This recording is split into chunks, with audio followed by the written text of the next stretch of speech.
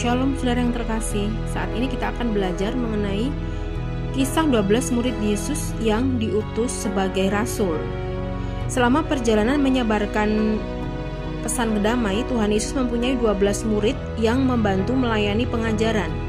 Mereka dipersiapkan untuk menjadi penerus ajaran cinta kasih kepada dunia setelah Yesus kembali ke surga. Setelah Tuhan Yesus bangkit dari kematian, Dia mengutus 12 muridnya untuk menginjil dan menjadi saksinya. Murid-murid Yesus pun kemudian disebut sebagai ke-12 rasul. Berikut ini adalah riwayat singkat 12 murid Tuhan Yesus yang diutus sebagai rasul. Yang pertama, Simon Petrus. Nama asli Petrus adalah Simeon yang artinya mendengar. Ia tinggal di Kapernaum sebagai nelayan. Petrus pertama kali diperkenalkan oleh saudaranya Andreas kepada Yesus. Namun saat itu Yesus belum memanggilnya sebagai murid. Petrus baru dipanggil menjadi murid saat dirinya sedang menjala ikan. Ia kemudian menjadi salah satu murid yang paling dekat dengan Yesus. Petrus merupakan murid Tuhan Yesus yang dianggap sebagai pemimpin kelompok rasul karena kerap menjadi juru bicara tidak resmi dari murid-murid yang lain. Tak heran, Petrus menjadi murid Tuhan Yesus yang paling banyak disebutkan dalam Alkitab. Petrus sempat menyangkal Yesus selama 3 kali. Namun ketika Yesus bangkit, ia dikunjungi oleh Yesus secara khusus. Yesus juga memulihkan panggilan Petrus dan memberi tugas untuk menggembalakan domba atau umat.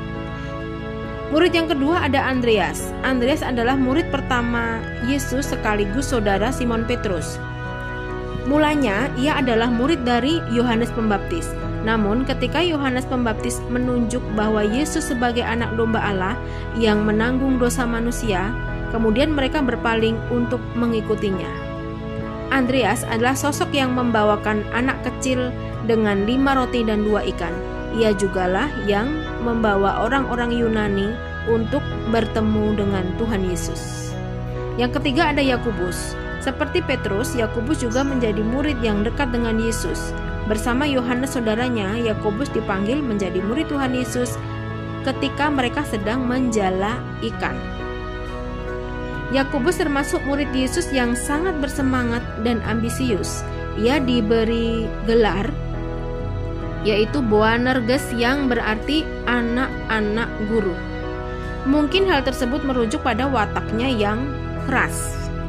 Selanjutnya ada Yohanes. Ketika dipanggil Tuhan Yesus, Yohanes menjadi murid Tuhan Yesus yang paling muda. Ia sangat pemalu dan segan untuk bicara mengenai diri sendiri. Namun Yohanes sangat keras untuk melawan orang-orang yang bertentangan dengan pemahamannya. Bersama Yakobus, ia diberi gelar Boanerges, mungkin karena mereka orang Galilea yang penuh vitalitas atau kurang mengindahkan disiplin dan kadang-kadang salah arah. Selanjutnya ada Filipus. Filipus pertama kali bertemu dengan Yesus di seberang sungai Yordan. Setelah dipanggil sebagai murid, Filipus membawa Natanael atau Bartolomeus untuk menjadi murid Yesus. Sesudah kenaikan Tuhan Yesus ke surga dan setelah Filipus menerima karunia Roh Kudus, Filipus melakukan pelayanan pemberitaan Injil di Asia Kecil yang sekarang mungkin di wilayah Turki ya. Selanjutnya ada Bartolomeus. Filipus memperkenalkan Bartolomeus kepada Tuhan Yesus. Ia berpandangan terbuka, jujur, dan tanpa kepalsuan. Selanjutnya yang paling terkenal adalah Thomas yang tidak percaya bahwa yang dia temui adalah Tuhan Yesus sebelum dia mencucukkan jarinya ke lubang bekas paku tangan Tuhan Yesus ya. Thomas adalah murid Yesus yang lemah dan ragu, namun kepribadiannya yang penuh keraguan berubah karena pertemuan dengan Yesus. Sejak bertemu Yesus, Thomas lebih semangat dan bertekad untuk melayani kerajaan Allah. Ketika Tuhan Yesus akan berangkat ke Yudea untuk membangkitkan Lazarus, saat itu para murid mengingatkan Tuhan Yesus bahwa di tempat itu ia nyaris dibunuh orang. Maksudnya ia Tuhan Yesus ya. Tuhan Yesus nyaris dibunuh orang. Namun Tuhan Yesus tetap menuju Yudea. Kemudian Thomas berkata kepada murid-murid yang lain, "Marilah kita pergi juga untuk mati bersama-sama dengan Dia." Selanjutnya ada Matius. Matius adalah orang Galilea yang lahir di Kapernaum dengan nama Lewi. keluarganya adalah pemeluk Yudaisme yang taat. Matius bekerja sebagai pemungut cukai untuk pemerintah Romawi. Karena pekerjaannya, ia dipandang buruk oleh orang Yahudi, dan ketika Yesus memanggilnya sebagai murid, Lewi langsung meninggalkan pekerjaan dan dosanya tersebut. Ia juga mengganti namanya menjadi Matius yang artinya karunia Tuhan. Selanjutnya ada Yakobus anak Alfeus. Sebelum menjadi murid Yesus, Yakobus anak Alfeus bekerja sebagai kolektor pajak tanpa paksaan kepada rakyat maupun kepada para pedagang. Dari semua murid-murid, Yakobus anak Alfeus tidak pernah menggelisahkan Tuhan Yesus dan tidak pernah kembali pada kebiasaan buruknya. Yang selanjutnya lagi ada Tadeus. Tadeus adalah murid Tuhan Yesus yang memiliki 3 nama sekaligus, yaitu Tadeus, Lebabeus, dan nama aslinya yaitu Yudas. Ia kurang menonjol di antara murid-murid lainnya. Meski demikian, Tadeus mencurahkan hidupnya hanya untuk Tuhan Yesus. Tadeus yang memulai memanggil Tuhan Yesus dengan nama Tuhan. Selanjutnya ada Simon orang Zelot. Simon berasal dari suku Zelot, suku yang memberontak terhadap pemerintahan Romawi. Yesus memanggil Simon bersamaan dengan Andreas, Petrus, Yakobus, Yohanes, Yudas Iskariot, dan Tadeus.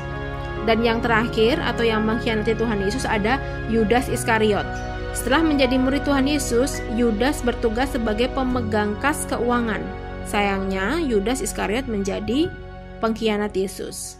Yudas menjual Yesus seharga 30 keping perak.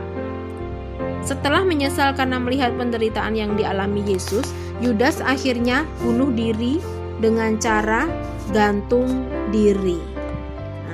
Demikian saudara, ke-12 murid Tuhan Yesus beserta latar belakang mereka sebelum menjadi murid Tuhan Yesus. Terima kasih atas perhatian saudara semua. Kita telah belajar tentang ke-12 murid Tuhan Yesus. Kiranya besok kita dapat belajar untuk murid-murid Tuhan Yesus lagi mengenai pekerjaannya yang mengabarkan Injil setelah Tuhan Yesus naik ke surga. Terima kasih saudara, Tuhan Yesus memberkati.